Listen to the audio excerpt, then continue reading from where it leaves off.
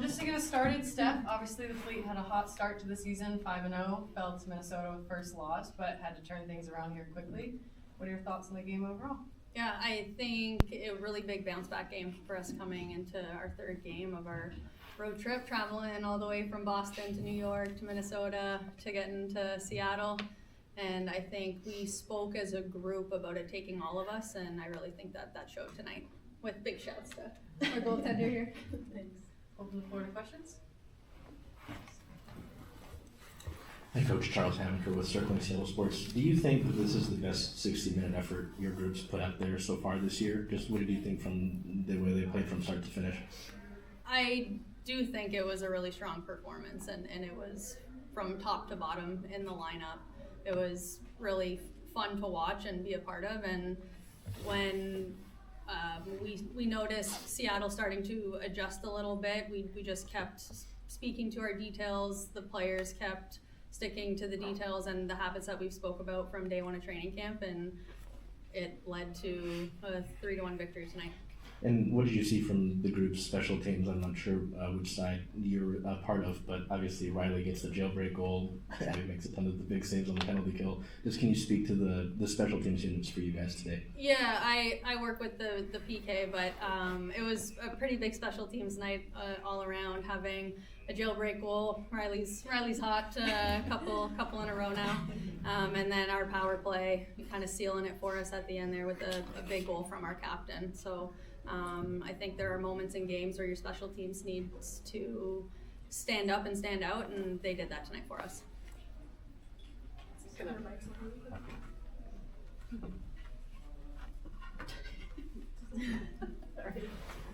a next question. This one's for Riley. Excellent jailbreak goal. How about that pass though that you got from Roundtree? That was a little bit of deception, I guess. How did you feel about penalty killing your fellow penalty killers? Yeah, it's funny you say that because, all of us on the bench were screaming 3, right? And Jill thought there was only 3 seconds left, and she honestly wound up to take a slap shot. And I think all of us on the ice, even on the bench, were screaming, no, we have 10 seconds, we're good. So honestly, I was like, all right, I'm up in the play, I'm just going to keep going, and, happy to bury one for us. Excellent. And this is for Stefanie. There's, being at the top of the standings, there's been some discussion about, how much of this is, unsustainable shooting percentage or just being on the strength of your goaltending. But tonight, I think, sort of ran counter to some of those narratives. How do you feel about those storylines and where the team is now? Yeah, I don't think that we're focused on any of the storylines. I think for us it's every day showing up with the habits and details that we believe in and bringing it from puck drop to the last buzzer goes. What was the first part of your question, sorry? Oh, just whether it was there's been a narrative that there's been an unsustainable shooting percentage and save percentage, and that's been really what's driving things. I've noticed personally that your goals, the goals that you're scoring are not lucky goals. They're effort goals. They're skill goals. They're not odd bounce goals. But there has been some talk about just the numbers and how they relate to your place in the standing. Right. I think tonight we had 3D score.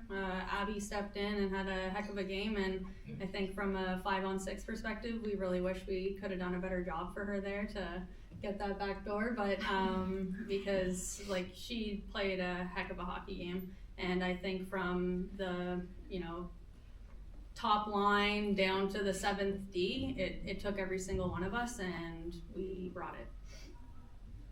Sylvia Leha with the Ice Garden for Riley and Abby. What do you think is the secret sauce that keeps you in the game mentally when in times like this? I think personally it's just belief. We're very, very, very tight-knit group, and I think it's just a belief in one another and composure on the bench. There's been games we've been down, and it's how do we bounce back from that and how do we stay together. Yeah, I think we have a great group in that locker room and coaching staff as well. Sparzy's pump up speeches every time get me, so he's pretty good at them. Heather Munko with the Hockey News. For Riley or Abby or both of you, you had such a great record and then you fall, you lose one game. Is there more pressure or push or drive or fire to win the next game after you lose one?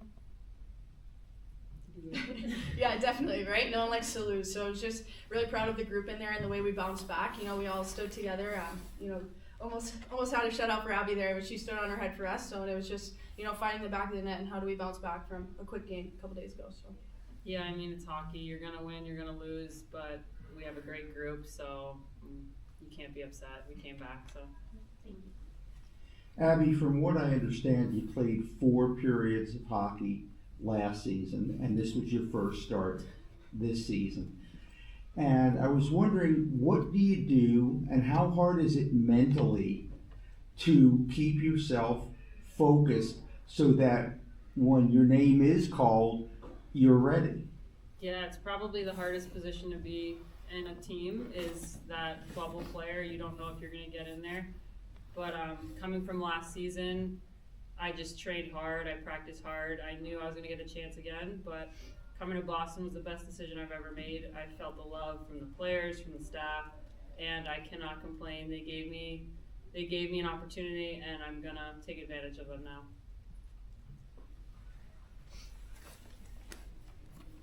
Hi, Heather Rakosi, Gloves Off Seattle.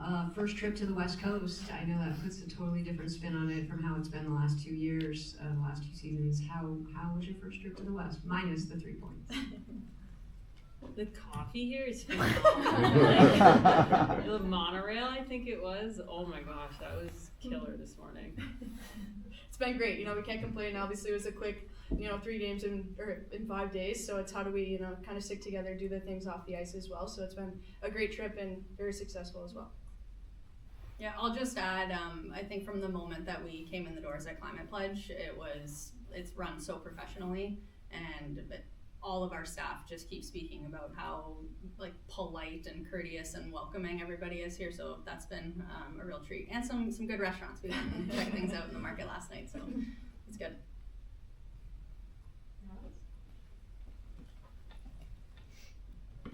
And there's some former Fleet players on the Torrent. What's it like turning around and facing against them, or have you had a chance to meet with them or talk with them? Yeah, I think it's one of the beautiful things about our sport. Obviously, it was sad to see people go and make some really hard decisions, because you just really get to care about people when you're on a team, and build relationships over the course of 2 years, and then they're kind of, they have to go somewhere else. So there were definitely some sweaty hugs given in the hallway, seeing some other players. I'll share a little anecdote. So my niece, who's now 10, she's a huge Emily Brown fan. And she wore number 2 because Emily Brown wore number 2. And then the expansion draft happens, and with the last pick, Seattle takes Brownie. And I had a message from my sister-in-law and my brother, and they're both like, Grace is bawling. Like, she was so upset because Brownie had been taken, and she's like, I hate Seattle. And then come to find out, Brownie's now wearing number 11, and my niece, without knowing that, wore number 11 because her brain, her 10-year-old brain said, well, 1 + 1 = 2. And then I texted Brownie that, and Brownie said, well, that's funny because that was my rationale as well. But yeah, I mean, obviously, like, an important game for our players as well. Like, you're playing your former captain and a pioneer in the game like Hillary, and so I think it was an important game today.